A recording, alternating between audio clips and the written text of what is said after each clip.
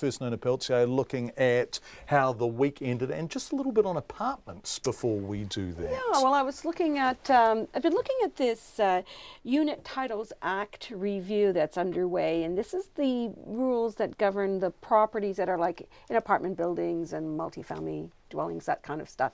And yeah, the government's been reviewing that for a while. There's been a lot of concern about the problems with those body corporate governance rules, so whether it's disclosure, maintenance contracts, the whole thing. And anyway, there was a auction in Auckland just I guess last week, and yeah, no one turned up for it. So this was for an apartment, a couple of apartments that were for sale. No one turned up to bid on them, and so it was cancelled.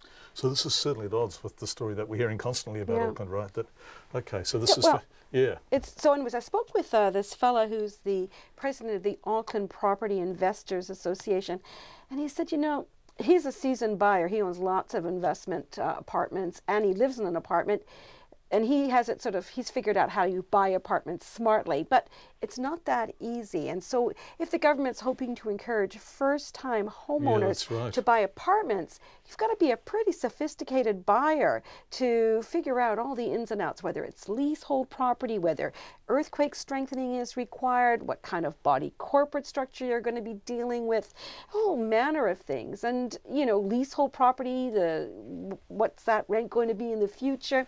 It's not an easy thing, and so apartments aren't as popular with first-time homeowners as I guess the government expects them to. So we'll see what happens. But yeah, that's an interesting piece of the Auckland housing market. So just as a matter of interest, there you go. Thank you, Nona. How did the week end in the markets? Well, actually our market ended really steady. So the share market went up a little bit. We finished up 0.3%. That's 21 points to 7,134, which is, reasonable. And Asia also looked a bit better, and that's because of the way that the Dow closed this week.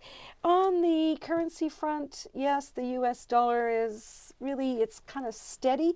The New Zealand dollar is also steady against the US at 72.5 cents. A little bit better against the Australian again at 96.2.